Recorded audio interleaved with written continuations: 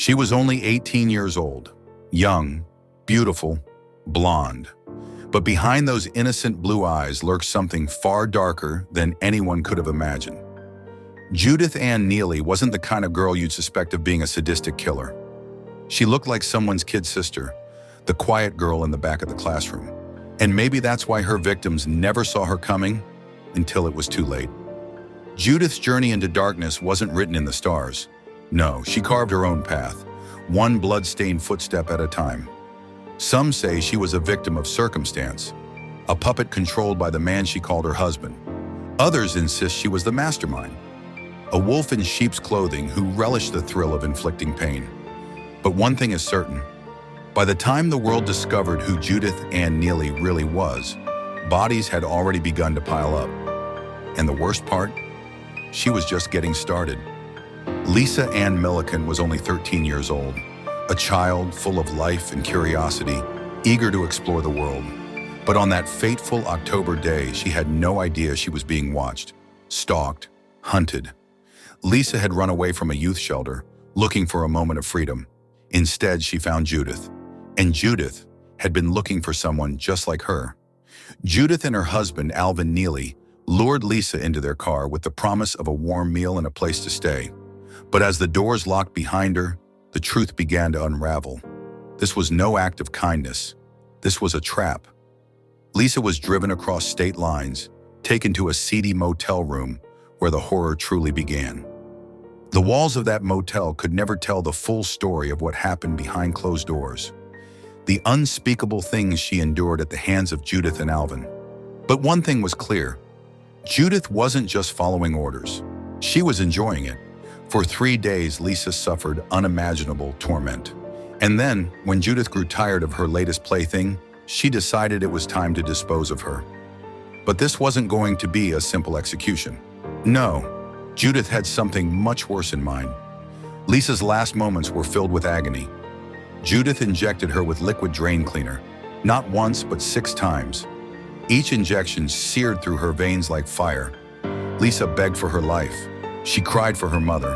But Judith, she just watched. And when Lisa refused to die fast enough, Judith pressed the cold barrel of a .25 caliber pistol to the girl's temple and pulled the trigger. Her lifeless body was tossed off a cliff, discarded like trash, as if her existence had never mattered at all. But this wasn't the end, not even close.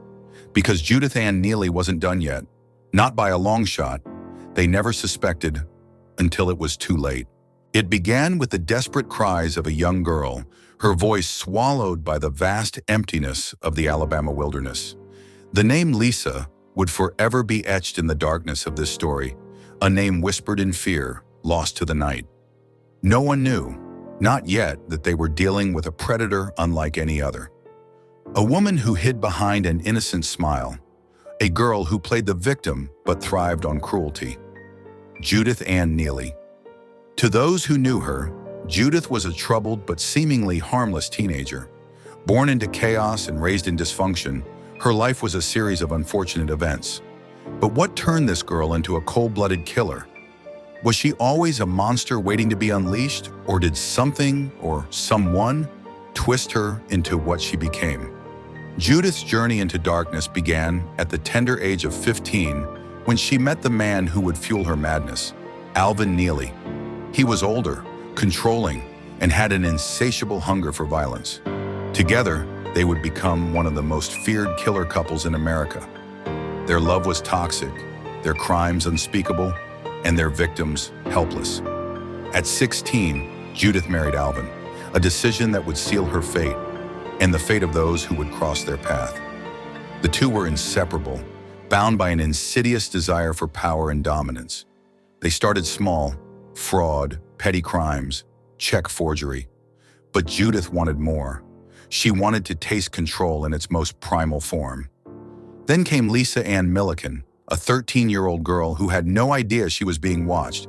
She had no idea that Judith had chosen her. And once Judith chose you, there was no escape. Lisa had been staying at a youth shelter, a place where troubled kids were sent to find safety and stability. But the streets, cruel and unforgiving, had something far worse in store for her.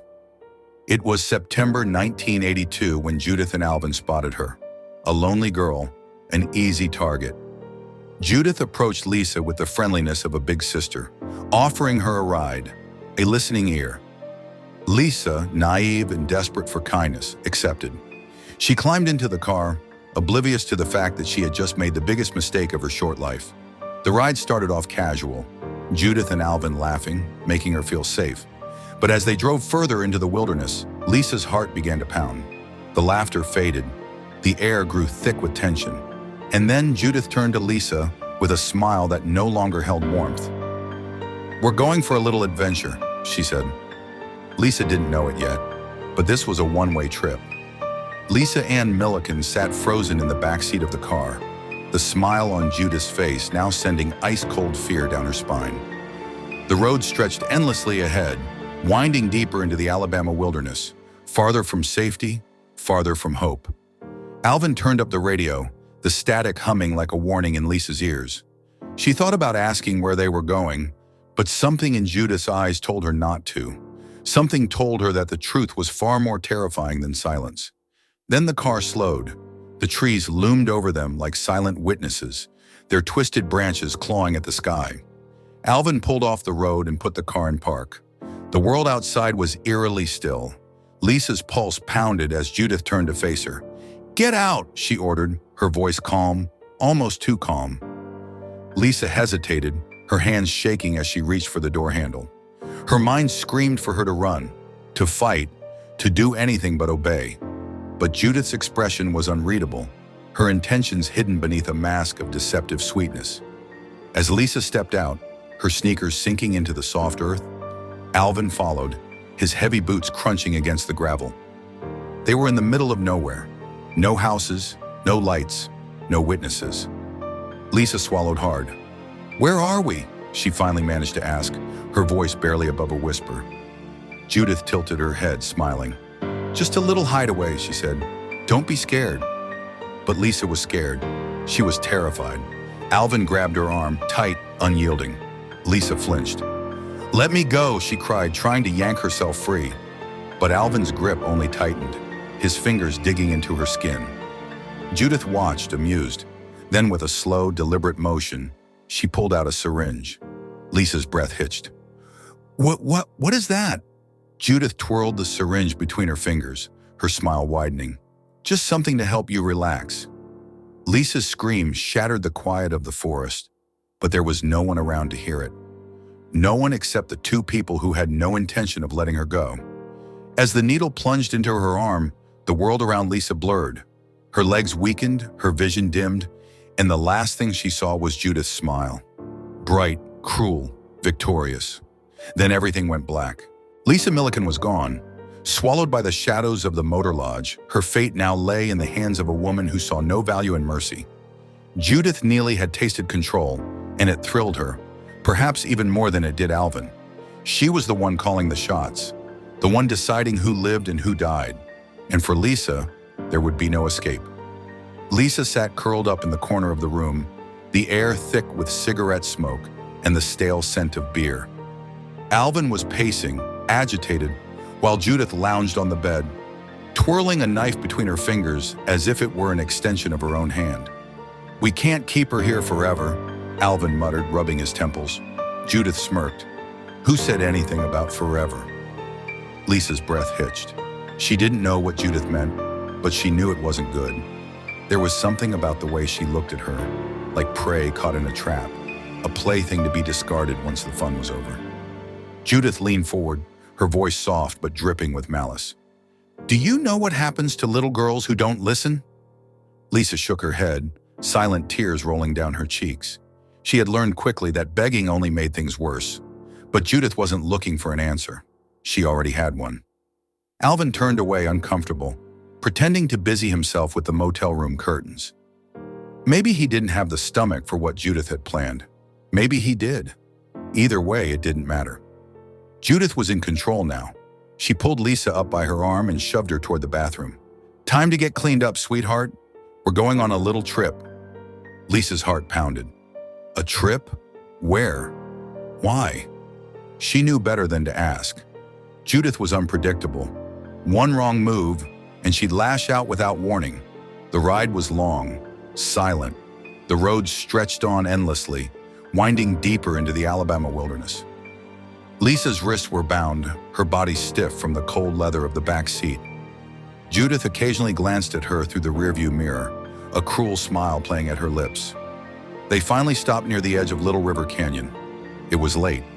The stars above twinkled indifferently as Judith and Alvin led Lisa toward the rocky overlook. The sound of rushing water filled the silence. Lisa's knees wobbled, the weight of dread nearly too much to bear. Judith inhaled deeply, savoring the moment. She had always loved the smell of the forest at night. It felt raw, untamed, just like her. "You like it here, Lisa?" she asked, nudging the girl toward the edge. Lisa swallowed hard, shaking her head. She didn't like it here. She wanted to go home. She wanted to wake up in her own bed, safe and warm. But that was impossible now. Judith let out a laugh. "Yeah, I didn't think so." Lisa closed her eyes, her breath shallow. The wind howled through the canyon, whispering secrets of the past. Somewhere an owl screeched, its cry eerie and hollow. And then Judith reached into her pocket, pulling out something small and metallic. Lisa's eyes widened in horror. It wasn't a knife, it wasn't a gun, it was a syringe. Lisa tried to back away, but Alvin's hands were on her shoulders, holding her in place. Judith tapped the glass, watching the liquid inside shimmer under the moonlight. "You ever heard of drain cleaner, Lisa?" Lisa's stomach twisted into knots. She tried to scream, but the night swallowed her voice. Judith leaned in, her whisper slicing through the darkness. "Let's see how long you last." And then she plunged the needle into Lisa's neck. The girl's body convulsed, pain ripping through her like fire. Her screams echoed through the canyon, but there was no one to hear them, except Judith, and she was smiling. The courtroom was packed. Spectators filled the gallery, their eyes glued to the young woman at the defense table. Judith Ann Neelley sat expressionless, her hands folded neatly in her lap. Her once youthful, innocent features now carried a hardened stare. Prosecutor Richard Egu wasted no time painting a chilling portrait of a girl who had orchestrated acts of unspeakable horror. He recounted in graphic detail the final hours of Lisa Ann Millican's life, how Judith had injected the young girl with liquid drain cleaner, one agonizing dose at a time, watching her convulse and scream in pain before finishing her off with a gunshot. The jury members, composed of men and women from all walks of life, listened intently, some shifting uncomfortably in their seats. But Judith remained cold, unshaken. Was she a monster, a manipulator? Or was she, as her defense team argued, merely a victim of Alvin Neelley's abusive control, forced into actions she never wanted to commit? Her lead attorney, Jake French, argued vehemently that Judith had been brainwashed, that Alvin had used his dominant personality to mold her into a killer, preying on her vulnerabilities. "She was just a child," he declared to the jury, "barely 18, a girl whose mind had been twisted and coerced into actions she never fully understood." But Egu wasn't having it. He countered with an argument that made the room hold its breath. If Judith Neelley was under Alvin's control, why was she the one who pulled the trigger?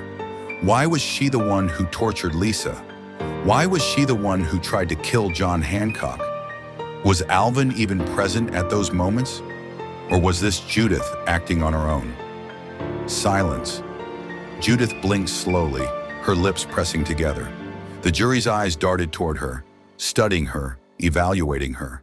The evidence was damning, and the prosecution had one more ace up their sleeve, a bombshell witness who could dismantle Judith's entire defense. The doors to the courtroom creaked open, and a hush fell over the room. A shadow stepped forward, and when the identity of the witness was revealed, Judith's face drained of all color. It was someone she never expected to see again, someone who could expose everything. And with that, the entire case was about to take a shocking turn. The courtroom was silent, the air thick with tension as Judith's defense team prepared their final argument. Across the aisle, the prosecution stood unwavering, determined to paint Judith as the mastermind behind a string of horrific crimes. The weight of justice pressed down on everyone in that room, but none more than Judith herself.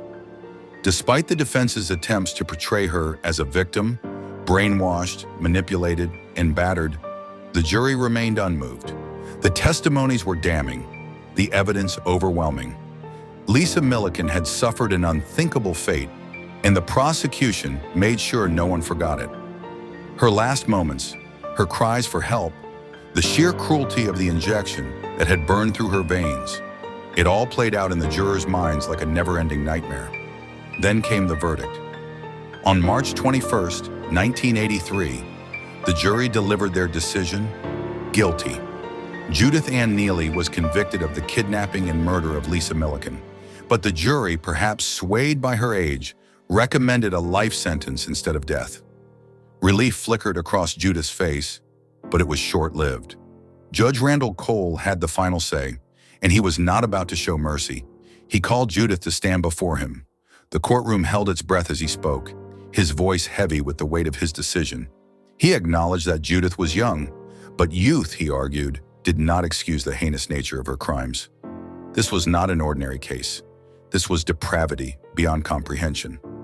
Then, with chilling finality, he pronounced her sentence: death. A gasp rippled through the room. Judith's face drained of color. She stared ahead, her breath shallow, her mind racing. This wasn't how it was supposed to go. The jury had spared her. How could the judge override them? Tears welled in her eyes, but she refused to break down. Instead, she clenched her fists, her nails digging into her palms. She had always been in control, but now control was slipping through her fingers like grains of sand. Then, as if fate wasn't done with its cruel games, another blow struck. To avoid another death sentence in Tennessee for the murder of Janice Chapman, Judith made a desperate move. She pleaded guilty. This secured her a life sentence in Tennessee, ensuring she wouldn't be sent to the electric chair there as well. But it also meant she was locked away forever. No deals, no escape. And Alvin? He watched from the shadows, realizing the walls were closing in on him too. Judith's willingness to plead guilty, to seal her own fate, made him uneasy. Could she turn on him next? He needed to act. Fast.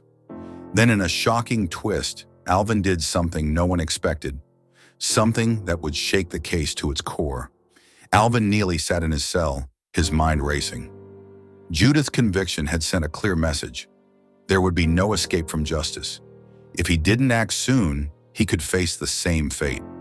He had always believed he was in control, that Judith was merely his puppet, but now he wasn't so sure. Had she manipulated him all along? Had she played him just as easily as she played the courts? As if on cue, his lawyer arrived with a grim expression.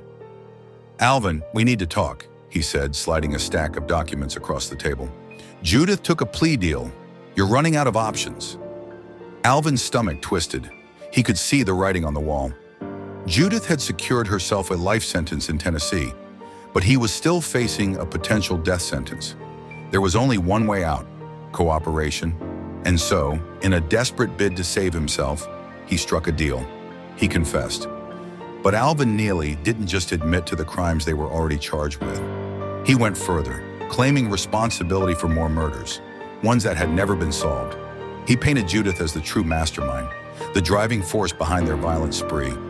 According to Alvin, she wasn't a brainwashed victim. She was a predator, one who reveled in cruelty and control. The revelation sent shockwaves through the legal system. Investigators scrambled to verify his claims, reopening cold cases, digging into missing person reports. But as they searched for answers, one chilling question remained. Was Alvin telling the truth, or was this just another twisted game to shift the blame? Meanwhile, inside the walls of Julia Tutwiler Prison, Judith Neelley had begun her next transformation. No longer the defiant teenager who smirked in court, she now played the role of the reformed woman.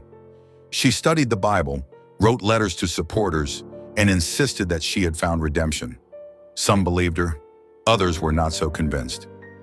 Years passed and Judith became the longest-serving female inmate on Alabama's death row. Her execution loomed ever closer, but then, an unexpected intervention. In a move that shocked the nation, Alabama Governor Fob James commuted Judith Neelley's death sentence, reducing it to life in prison without parole. The decision outraged prosecutors and the families of her victims, but it was final. Judith would never face execution. As the world reeled from this twist, another tragedy unfolded. One of Judith's most devoted supporters, a woman who had corresponded with her for years, was found dead in her home. A suicide note and a cassette recording hinted at a disturbing pact between the two. Then, within the walls of her prison cell, Judith Neelley made a chilling attempt to end her own life. But something stopped her at the last moment. Was it fear, regret, or had she simply realized that the story wasn't over yet? Because outside those prison walls, Alvin Neelley was about to face his own reckoning. Judith Neelley had survived the justice system, dodged execution, and now sat behind bars with nothing but time. Yet even from prison, her influence extended beyond the walls that confined her. For years, she continued to manipulate those who reached out to her, playing the role of reformed prisoner while keeping a firm grip on the minds of those drawn to her darkness. She wrote letters, gave interviews, and somehow, despite everything, managed to remain relevant in the public consciousness. Then came the shocking revelation. Her attorney argued that due to the terms of her commuted sentence, Judith Neelley was eligible for parole. The very idea sent shockwaves through the legal system and the families of her victims. The woman who had orchestrated unspeakable horrors might walk free. The courts battled over technicalities, public outcry reached a fever pitch, and law enforcement agencies scrambled to ensure she never saw the outside world again. Finally, in 2002, a judge ruled that Judith Neelley would not be eligible for parole until at least 2014. Even then, her release was anything but guaranteed. Georgia officials had made it clear if she ever set foot outside an Alabama prison, she would be immediately extradited to serve her life sentence for the murder of Janice Chapman. And so, Judith Neelley remains behind bars, a specter of a past too horrific to be forgotten. While many criminals fade into obscurity, her name continues to resurface, a grim reminder of the darkness that once lurked in the streets of the South. As for Alvin, he never lived to see how it all played out. In 2005, he died during surgery, a fittingly mysterious end for a man whose life had been steeped in crime and cruelty. But one question still lingers. Was it truly a surgical complication? Or had someone finally ensured that Alvin Neelley paid the ultimate price? The answers may be buried with him, but the horror of what he and Judith did, that will never die. You've just heard one of the most chilling true crime stories ever told. But there are so many more waiting to be uncovered. If you love gripping true crime documentaries like this, don't forget to hit that like button. It helps more people discover these stories, and we want to hear from you. Do you think justice was truly served in this case? Drop your thoughts in the comments below. We read every single one. But most importantly, don't forget to subscribe. Turn on the notification bell so you never miss another deep dive into the darkest corners of true crime history.